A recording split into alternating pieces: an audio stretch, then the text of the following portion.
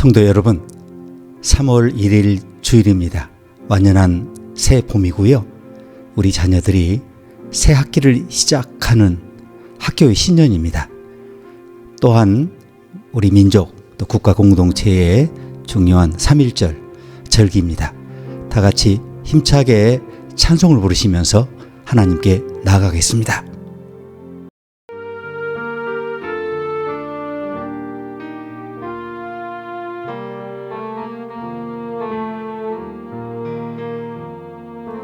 거룩 거룩 거룩 전능하신 주님, 천지 만물 모두 주를 찬송합니다. 거룩 거룩 거룩 전능하신 주님, 성삼위일체 우리 주로다. 아멘.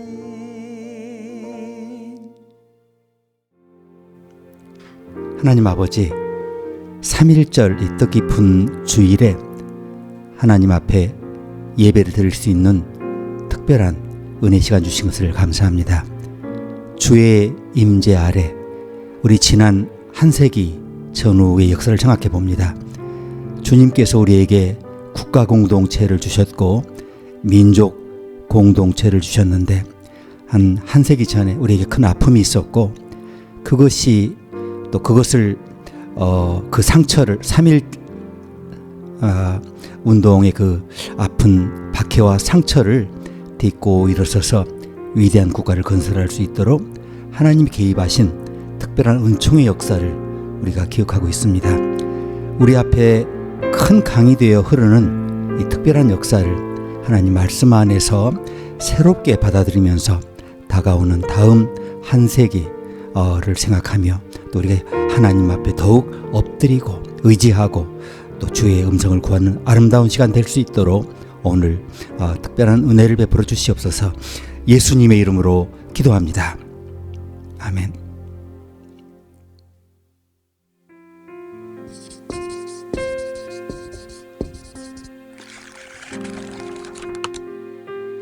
몸은 하나인데 많은 지체가 있고 몸의 지체가 많으나 한 몸임과 같이 그리스도도 그러하니라.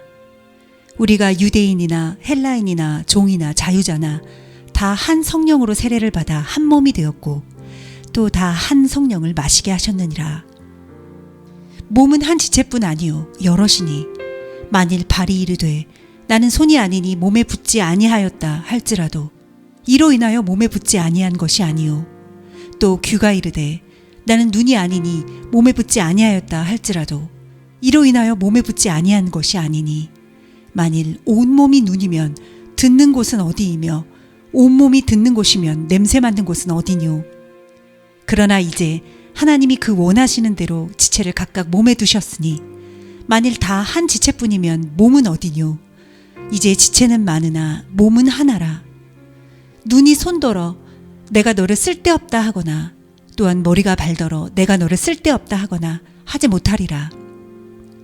이뿐 아니라 몸에 더 약하게 보이는 지체가 도리어 요긴하고 우리가 몸에 덜 귀히 여기는 그것들을 더욱 귀한 것들로 입혀주며 우리의 아름답지 못한 지체는 더욱 아름다운 것을 얻고 우리의 아름다운 지체는 요구할 것이 없으니 오직 하나님이 몸을 고르게 하여 부족한 지체에게 존귀를 더하사 몸 가운데서 분쟁이 없고 오직 여러 지체가 서로 같이하여 돌아보게 하셨으니 만일 한 지체가 고통을 받으면 모든 지체도 함께 고통을 받고 한 지체가 영광을 얻으면 모든 지체도 함께 즐거워하나니 너희는 그리스도의 몸이요 지체의 각 부분이라.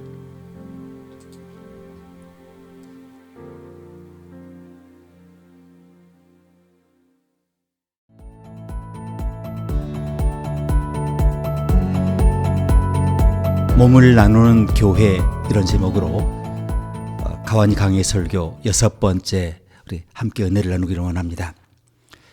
고린도는 항구 도시였죠. 동서가 만나는 길목이었습니다. 당연히 상인들이 많이 모였고 철학자들이 토론했고 신전의 제사 연기가 하늘을 뒤덮었습니다. 성공이 미덕인 도시였고요. 말 잘하는 사람이 주목을 받았고 능력이 힘이 되는 도시였습니다. 그런 도시 한복판에 교회가 세워졌습니다. 세상과 단절된 산속 공동체가 아니라 소음과 경쟁, 상업 한가운데 있는 그런 교회였습니다.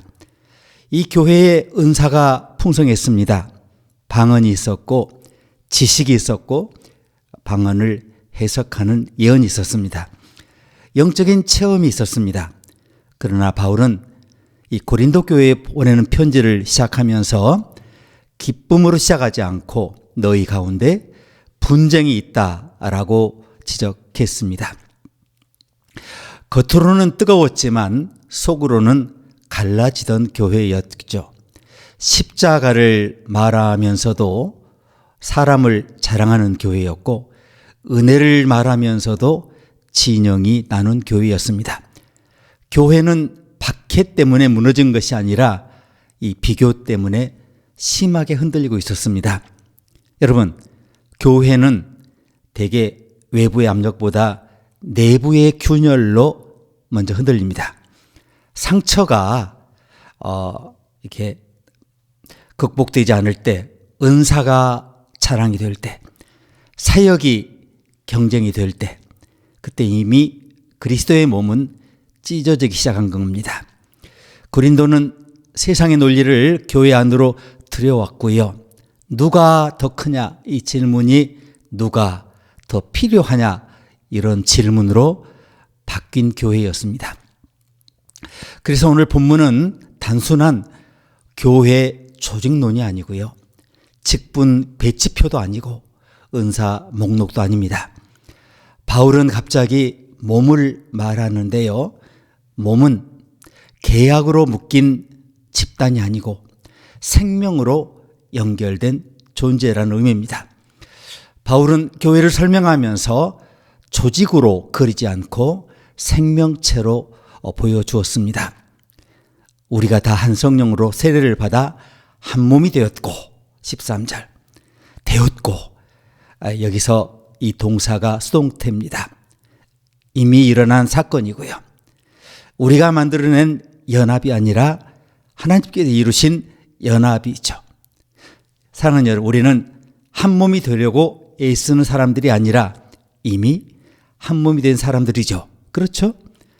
이 문법은 우리를 겸손하게 합니다.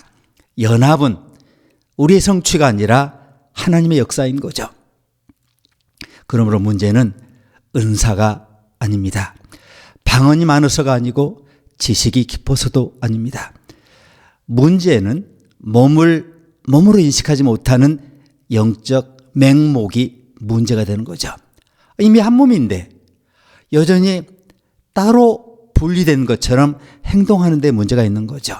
이미 연결되었는데 여전히 비교하며 살아가는 데 문제가 있는 거죠. 이 장은 우리 공동체 안에 숨겨진 보이지 않는 위계를 드러냅니다. 무슨 말이냐 하면 누가 중심이냐, 누가 주변이냐, 누가 더 필요하고 누가 덜 필요한가. 겉으로 말하지 않죠. 그러나 마음속에 한번 생각해 보시기 바랍니다. 순서가 매겨져 있습니다.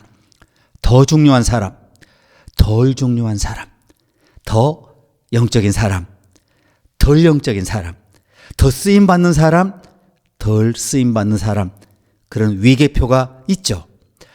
바울은 이 질문에 정면으로 마주합니다.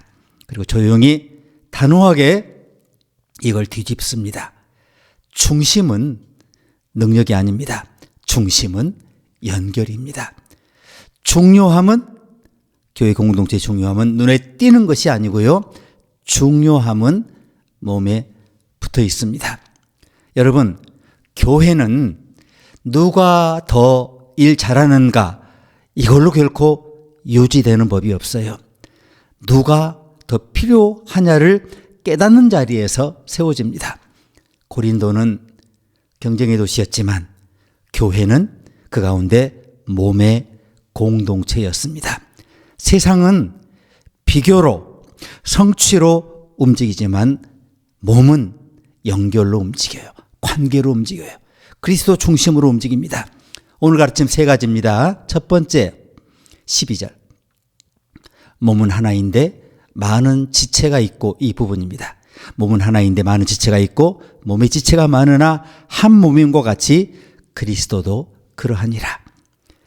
사도 바울은 여기서 교회는 몸과 같다고 말하지 않고 그리스도도 그러하니라고 선포하죠.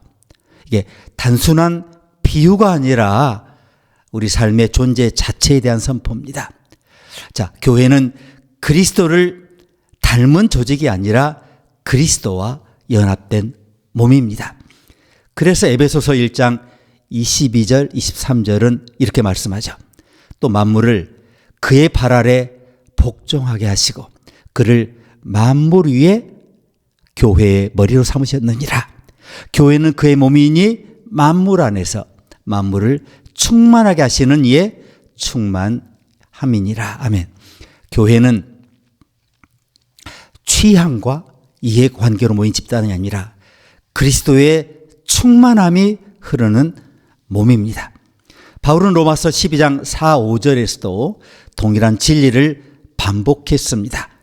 우리가 한 몸에 많은 지체를 가졌으나 모든 지체가 같은 기능을 가진 것이 아니니 이와 같이 우리 많은 사람이 그리스도 안에서 한 몸이 되어 서로 지체가 되었느니라. 서로 지체라는 말은 단순한 소속을 말하는 게 아니고요. 서로가 서로의 생명에 연결되어 있다는 뜻입니다. 고린도전서 12장 27절은 분명히 선언합니다. 너희는 그리스도의 몸이요 지체의 각 부분이라. 교회는 상징적인 몸이 아니라 은유가 아니라 실제로 그리스도의 몸입니다. 많은 지체, 여기 멜레, 많은 지체는 각각 고유한 기능을 가진 부분을 의미하는데요. 그러나 바울은 생물학에서 말하는 그런 기능적, 생리학에서 말하는 기능적 조직을 얘기하는 게 아니고요. 그는 생명적 연합을 말합니다. 14절은 이렇게 말씀합니다. 몸은 한 지체뿐 아니요 여럿이니. 그리고 15절 16절에서 이렇게 이어지죠. 만일 발이 이르되 나는 손이 아니니 몸에 붙지 아니하였다 할지라도 이로 말미암아 몸에 붙지 아니한 것이 아니요. 또 귀가 이르되 나는 눈이 아니니 몸에 붙지 아니하였다 할지라도 이로 말미암아 몸에 붙지 아니한 것이 아니니. 여기서 이르니 그러자. 이르니 에이페라는 헬라어 당소 가정법. 실제 고린도 공동체 안에 있던 열등감의 목소리를 재현하기 위해서 이 방식을 썼는데 아무리 발이 그렇게 말해도 아무리 귀가 그렇게 항변해도 그 지체는 여전히 몸에 속해 있다는 것입니다. 교회는 소속을 결정하지 않습니다. 하나님의 배치하심이 우리 소속입니다.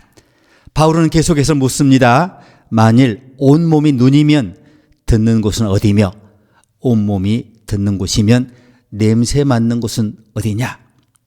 모두가 다 똑같은 은사, 똑같은 역할을 가진다면 그게 뭡니까? 몸이 아니고 괴물이죠. 그래서 다양성은 위협이 아니라 하나님의 설계입니다. 18절은 이렇게 선포합니다. 그러나 이제 하나님이 그 원하시는 대로 지체를 각각 몸에 두셨으니 에데토 하나님의 주권적인 배치를 나타내죠. 우리의 자리, 우리의 은사는 결코 우연이 아닙니다. 사도행전 17장 26절도 이렇게 증언합니다.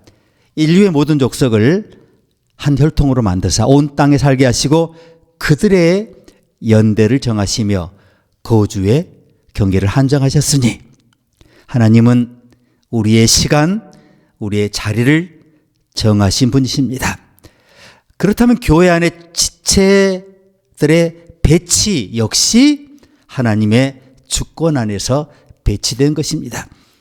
고린도전서 12장 21절은 또 다른 왜곡을 지적합니다. 눈이 손들어 내가 너를 쓸 데가 없다 하거나 또한 머리가 발들어 내가 너를 쓸 데가 없다 하지 못하리라. 열등감이 문제라면 여기서 뭡니까? 우월감도 문제입니다. 어느 지체도 다른 지체를 무시할 수 없습니다. 22절에서 24절은 더 강하게 말씀하죠. 그뿐 아니라 더 약하게 보이는 몸의 지체가 도리어 요긴하고 우리가 몸에 덜 귀히 여기는 그것들을 더욱 귀한 것들로 입혀주며 우리의 아름답지 못한 지체는 더욱 아름다운 것을 얻느니라. 그런즉 우리의 아름다운 지체는 그럴 필요가 없느니라. 오직 하나님이 몸을 고르게 하여 부족한 지체에게 귀중함을 더하사 그럽니다. 세상은 강한 것을 중심에 두지만 하나님은 약한 지체를 더 귀하게 다루십니다. 마지막으로 바울은 몸의 본질을 이렇게 정리하죠. 이는 몸 가운데 분쟁이 없고 오직 여러 지체가 서로 같이 돌보게 하려 하심이라. 만일 한 지체가 고통을 받으면 모든 지체가 함께 고통을 받고 한 지체가 영광을 얻으면 모든 지체가 함께 즐거워하느니라. 이것이 그리스도의 몸입니다. 계약이 아니라 공감, 계산이 아니라 함께 아픔을 나누는 그런 생명체입니다. 그러므로 그리스도도 그러하니라. 12절 말씀은 단순한 비유가 아닙니다. 우리는 모여서 교회를 흉내내는 사람들이 아닙니다. 우리는 그리스도의 몸입니다. 머리는 그리스도이십니다. 골로새서 1장 18절은 이렇게 말씀하죠. 그는 몸인 교회의 머리라. 그가 근본이요 죽은 자들 가운데서 먼저 나신 이시니 이는 친히 만물의 으뜸이 되려 하심이요. 머리는 하나입니다. 그리고 우리는 지체입니다. 하나님이 두셨고 하나님이 연결하셨고 하나님이 돌보게 하셨습니다. 그러므로 비교함으로 서열을 만들지 말라는 겁니다. 배치하신 하나님을 신뢰하라는 것입니다. 몸은 하나이고 우리는 그 안에 있는 지체입니다. 그리고 그 몸은 그리스도의 몸입니다. 오늘 가르침 두 번째는 21절 말씀인데요. 눈이 손들어 너는 너를 쓸데없다 하지 못하리라. 자, 눈이 손들어 내가 너를 쓸데가 없다 하거나 또한 머리가 발들어 내가 너를 쓸데가 없다 하지 못하리라. 그렇게 썼습니다. 바울은 여기서 단순히 윤리적 권면을 하는 것이 아닙니다. 물론 윤리도 믿음입니다. 그러니까 하지 말라가 아니고요. 하지 못하리랍니다. 자, 하지 못하리라. 현재 능동 직설법으로 쓰였습니다. 지금도 앞으로도 구조상 불가능하다는 뜻입니다. 눈이 손에게 나는 너를 쓸 데가 없다라고 말하는 것은 도덕적으로 잘못됐다라고 생각하기 전에 존재론적으로 모순입니다. 그게 뭡니까? 병신이죠. 몸의 구조 자체가 그것을 허락하지 않습니다. 고린도 교회는 은사 중심의 위계를 만들었습니다. 그래서 사도 바울은 고린도 교회에서 로마서를 쓰면서 은사 문제를 전혀 헌신 외에는 언급하지 않았습니다. 방언과 예언, 지식과 능력이 눈에 보이는 은사로 간주되었는데 말하는 은사가 드러났고 섬기는 은사는 가려졌어요. 그러나 고린도전서 12장 4절 6절은 이미 선언합니다. 은사는 여러 가지나 성령 같고 직분은 여러 가지나 주는 같으며 또 사역은 여러 가지나 모든 것을 모든 사람 가운데 이루시는 하나님은 같으니 이렇게 말씀하죠. 은사의 다양성은 차별, 위계, 서열의 근거가 아닙니다. 성령의 역사 방식입니다. 그런데 사람들은 은사를 서열화하죠. 어떤 이는 속으로 생각합니다. 나는 필요 없다. 또 어떤 이는 말합니다. 저 사람은 필요 없다. 바울은 그 내면의 독백을 밖으로 끌어내죠. 그리고 단호하게 손을 긋습니다. 하지 못하리라. 왜입니까? 22절이 이렇게 말씀합니다. 그뿐 아니라 더 약하게 보이는 몸의 지체가 도리어 요긴하고 그럽니다. 요긴하다.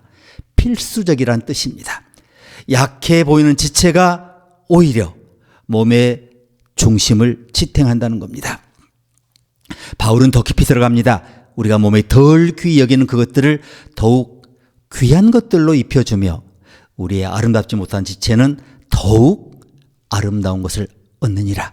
이해가 되십니까? 몸은 약한 부분을 보호합니다. 상처난 곳을 감쌉니다. 그것이 인체의 본능입니다. 교회도 그렇다는 겁니다. 강한 사람을 더 강하게 세우는 곳이 교회가 아닙니다. 약한 사람을 더 귀하게 여기는 곳이 교회입니다. 하나님은 몸을 고르게 하여 부족한 지체에게 귀중함을 더하셨다라고 사도 바울이 지적하는 근거가 그겁니다. 이것은 인간적 보상이 아니라 하나님의 질서이기 때문에 더욱 그렇습니다. 그래서 25절에서 바울은 이는 몸 가운데서 분쟁이 없고라고 말씀합니다. 분쟁 스키스마. 단순한 의견 충돌이 아니라 찢어지는 틈 같은 거예요.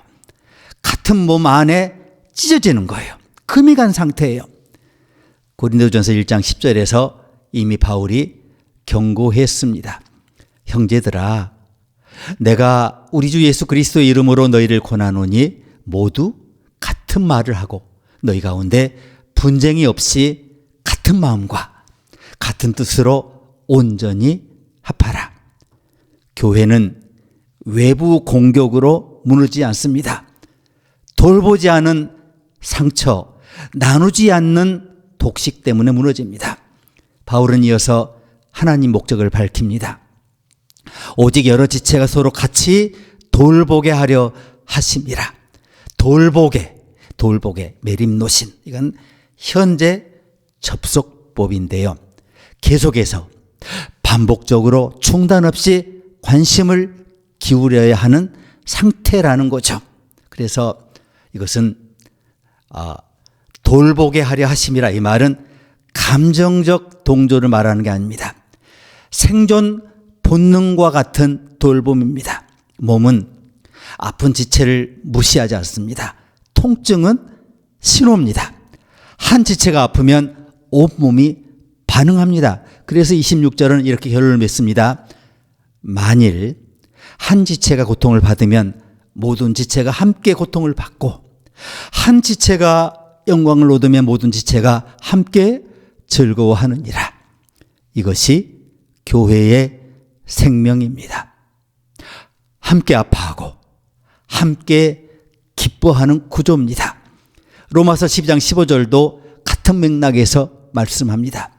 즐거워하는 자들과 함께 즐거워하고 우는 자들과 함께 울라. 그러지 않습니까? 이것은 선택적 감정이 아니라 몸의 반응이기 때문에 그렇습니다. 여러분, 눈은 손 없이 방향을 실행할 수 없습니다. 머리는 발 없이 움직일 수 없습니다. 그리스도의 몸은 서로 의존하도록 설계되었습니다. 그러므로 나는 필요 없다는 말도, 저 사람은 필요 없다는 말도 다 십자가 앞에서는 무너집니다. 우리는 서로의 생존 조건입니다. 저 사람 때문에 내가 살고 나 때문에 지금 저 사람이 살고 있는 겁니다. 그리고 그 몸의 머리는 오직 부활하신 그리스도이십니다. 부활하신 그리스도께서 성령을 보내신다고 말씀하지 않았습니까? 성령이 그리스도와의 기도에 매개하지 않습니까?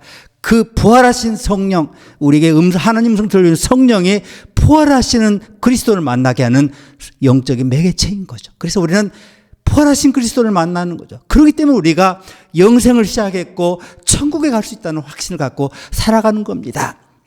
교회는 경쟁하는 무대가 아닙니다. 서로를 살리는 몸입니다. 그리고 그 몸은 오늘도 서로를 돌보는 그리스도의 배치 때문에 유지가 됩니다. 세 번째, 오늘 본문 세 번째, 약하게 보이는 지체가 도리어 요긴하고, 이 부분입니다. 22절인데요. 바울은 여기서 우리의 시선을 뒤집습니다. 약하게 보이는, 이게 무슨 뜻이냐면 실제로 약하다고 말하지 않았습니다.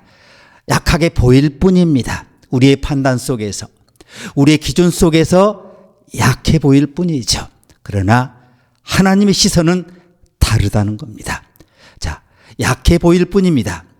요긴하고, 이게 뭡니까? 없으면 안 되는, 반드시 있어야 하는 지체라고 하나님의 시선에서 말씀합니다.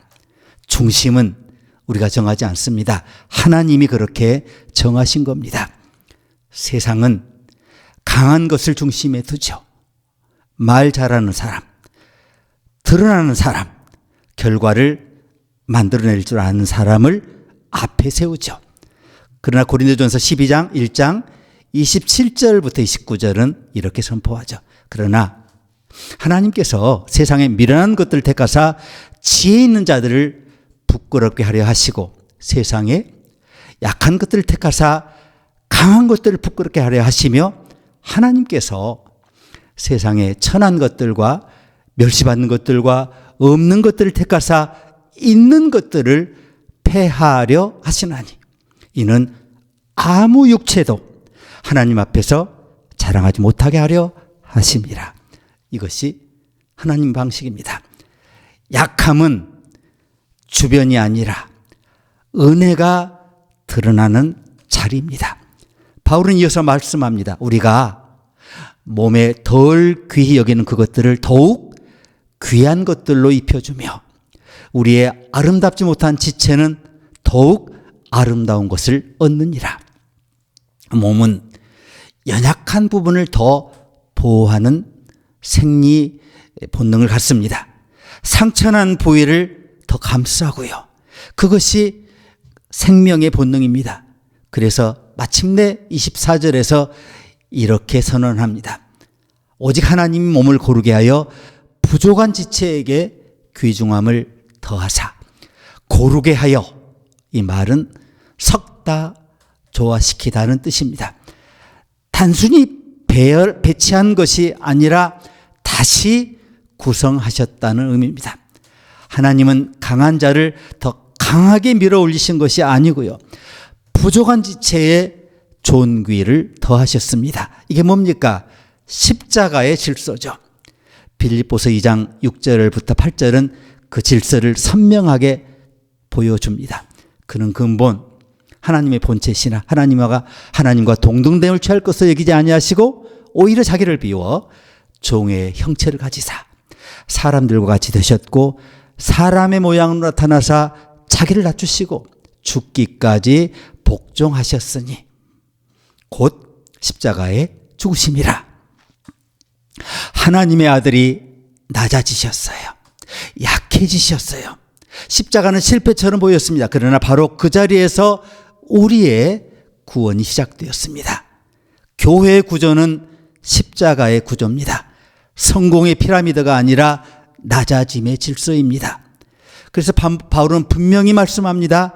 이는 몸 가운데서 분쟁이 없고 오직 여러 지체가 서로 같이 돌보게 하려 하심이라. 아멘.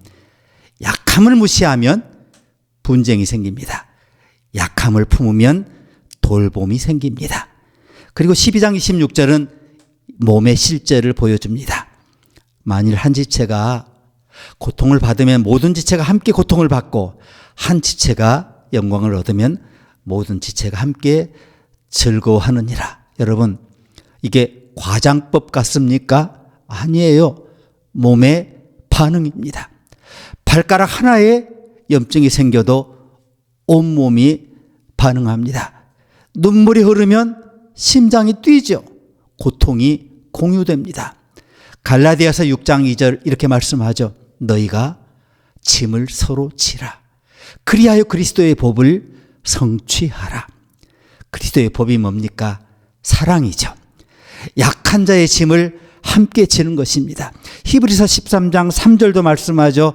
너희도 함께 갇힌 것 같이 갇힌 자를 생각하고 너희도 몸을 가졌은즉 학대받는 자를 생각하라. 우리가 몸을 가졌기 때문에 특별히 영적으로 그리스도의 몸이 몸의 일부이기 때문에 타인의 고통을 외면할 수가 없어요.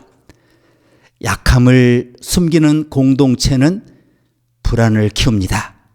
모두가 강한 척해야 하기 때문에. 그런데 약함을 나누는 공동체는 깊어져요. 서로의 상처를 드러낼 수 있을 때 그리스도의 몸은 건강해집니다. 고린도후서 12장 9절은 이렇게 말씀하죠. 내 은혜가 내게 족하도다. 이는 내 능력이 약한 데서 온전하여 짐이라. 약함은 수치가 아니라 은혜의 통로입니다. 여러분, 약하게 보이는 지체가 도리어 요긴하고 이 선언이 교회의 심장을 드러냅니다.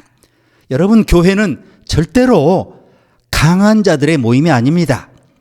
약한 자가 중심이 되는 자리입니다. 그리고 그 중심에서 하나님의 능력이 나타납니다. 십자가는 약함처럼 보였지만 그곳에서 뭐가 시작됐어요? 부활이 시작되었습니다. 그러므로 사랑하는 여러분, 우리는 연약함을 부끄러워하지 말아야 해요. 약함을 또한 밀어내서는 안 됩니다. 하나님은 부족한 지체에 존귀를 더하십니다. 영광을 더하십니다. 그 존귀가 모일 때 그리스도의 몸은 가장 건강하게 빛을 발합니다. 오늘 말씀의 결론입니다. 몸을 나눈다는 게 뭡니까? 너희는 그리스도의 몸이요 지체의 각 부분이라. 이 말씀은 위로이면서 동시에 책임입니다. 위로인 이유는 우리가 결코 혼자서 존재할 수 없다는 선언이기 때문에, 책임인 이유는 나는 단지 구경꾼이 아니라 몸의 일부라는 사실 때문에 그렇습니다. 바울은 너희는 몸과 같다고 하지 않았습니다. 너희는 그리스도의 몸이요라고 했어요.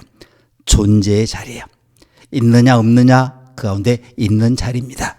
소속의 문제가 아니라 반드시 참여해야 하는 자리입니다. 몸을 나눈다는 것이 뭡니까? 내 약함을 숨기지 않는 겁니다. 9절에서 내 은혜가 내게 족하다 그러지 않았나요? 약함을 감추는 순간 은혜의 통로도 막힙니다. 우리는 강해 보이기 위해서 포장하지만 하나님은 약한 자를 통해서 일하십니다. 공동체 안에서 나 괜찮아요 라고만 말하는 사람은 그 자리에서 안전하게 보일지 모르지만 연결되지 않습니다.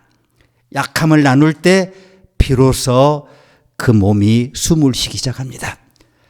다른 사람의 약함을 판단하지 않는 게 또 중요합니다. 레위기 19장 18절은 내 이웃 사랑하기를 내 자신과 같이 사랑하라고 그러셨죠.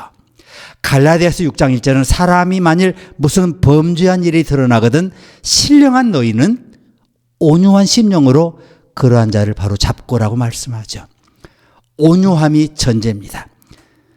무슨 말이냐면 우리는 쉽게 분석하고 평가하죠. 그러나 몸은 절대로 평가하지 않습니다. 반응할 뿐입니다. 한 지체의 상처는 우리 모두의 책임입니다. 그 상처를 함께 붙들고 가는 겁니다. 만일 한 지체가 고통을 받으면 모든 지체가 고통을 받고, 이게 감정의 동조가 아니라고 말씀드렸습니다. 존재의 연대입니다. 있느냐 없느냐에서 존재하기 위해서, 살기 위해서, 우리가 존재한다는 것을, 그리스도 안에 부활한 것을 드러내기 위해서 반드시 연대해야 하는 자리예요. 제가 좋아하는 메를로 퐁티가 몸의 철학이라는 책을 썼는데, 몸은 세계와 분리된 관찰자가 아닙니다. 몸은 세계 안에 얽혀있는 존재입니다. 우리는 서로의 고통과 분리되어서 존재할 수가 없어요. 교회는 관찰자의 공동체가 아니라 얽혀 있는 공동체입니다. 지난 시간 레비나스 말씀드렸죠. 타자의 얼굴. 타자의 얼굴이 나의 자유를 중단시킨다. 얼마나 좋은 명제입니까? 타자의 얼굴 앞에서 나는 계산할 수 없어요. 갑옷을 두른 게 아니잖아요. 맨온글로 드러나잖아요. 방어 장치가 없잖아요. 그래서 타자의 얼굴이 다가올 때 너는 살인하지 말라는 그 명령으로 받아들여야 된다는 거예요. 무관심으로 밀어내지 말라는 뜻입니다. 교회 안에서 누군가의 표정이 흔들릴 때, 슬픔이 흔들릴 때 우리는 그 앞에서 멈춰서야 합니다. 몸을 나눈다는 것은 멈추는 것을 배우는 겁니다. 여러분, 강한 사람이 중심이 되는 교회는 오래 못 가요. 성과와 능력으로 유지되는 공동체는 쉽게 필요합니다. 그러나 약한 사람이 안전한 교회는 오래 갑니다. 실패해도 돌아올 수 있고 넘어져도 다시 살 수 있는 공간이 있기 때문에, 자, 주님은 완벽한 지체를 모으지 않으셨습니다. 서로를 필요로 하는 지체를 모으셨죠. 베드로에게 요한이 필요했습니다. 바울에게 바나바가 필요했고요. 바나바는 마가를 품어야 했습니다. 교회는 자립의 공동체가 아니라 상호 의존의 공동체입니다. 서로 돌아보아 사랑과 선행을 격려하며, 히브리서 10장 24절 유명한 말씀이죠. 돌아본다는 것은 시선을 멈추는 겁니다. 분주함 속에서 멈추는 훈련입니다. 자, 이제 진짜 결론입니다. 오늘 이 말씀 앞에서 저는 묻습니다. 나는 몸의 일부로 살고 있는가? 아니면 몸을 평가하는 관찰자로 살고 있는가? 여러분 어떻습니까? 예배를 소비하고 공동체를 분석하고 사람을 판단하는 자리에 오지 않으셨습니까? 몸은 구경하는 곳이 아닙니다. 몸은 붙어 있어야 하는 자리입니다. 연결되어 있어야 하는 자리입니다. 함께 기도하시겠습니다. 하나님 아버지, 3.1절 이 특별한 절기에 우리 모두를 국가라고 하는 공동체에 모아주신 것을 감사합니다. 특별히 민족이라는 공동체에 서로 연대하게 하신 것을 감사합니다. 국가이면서 민족인 세계 유례가 없는 특별한 민족 국가 공동체를 우리로 유지하게 하시고, 그리스도 안에서 이 특별한 하나님의 축복, 우리 역사, 우리 국가, 민족 공동체를 바라보게 하신 것을 감사합니다. 사랑하는 아버지, 우리 앞에 기억이 강처럼 흐르고 있는데 너무 그 기억에 함몰되어서 역사를 소비만 하고, 우리가 현재 자리에서 서로를 돌아보아 약한 자를 부축해 일으키고 공동체로 다시 살아내는 그 우리의 선택과 책임에 너무 무관심하지 않은가 돌아보는 귀한 절기가 되게 하여 주시옵소서. 예수님의 이름으로 기도합니다. 아멘.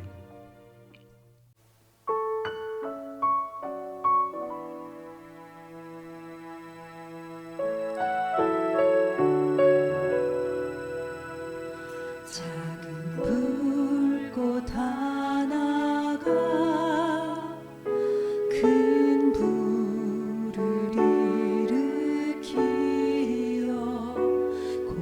고주위 사람들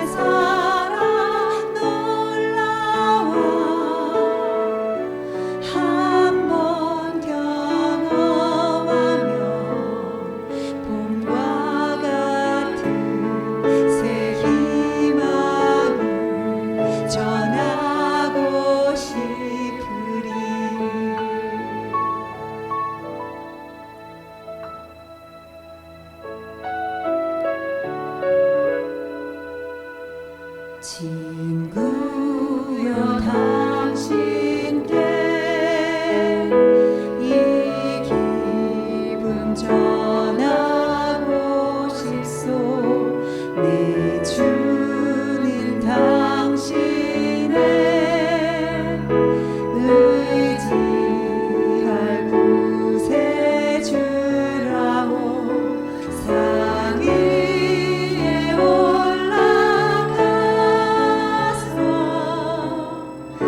세상에 외치리. 내게 임한 주의 사랑 전하기 원하네. 산 위에 올라가서 세상에 외치리. 내게 임한 주의 사랑 전하기 원하네.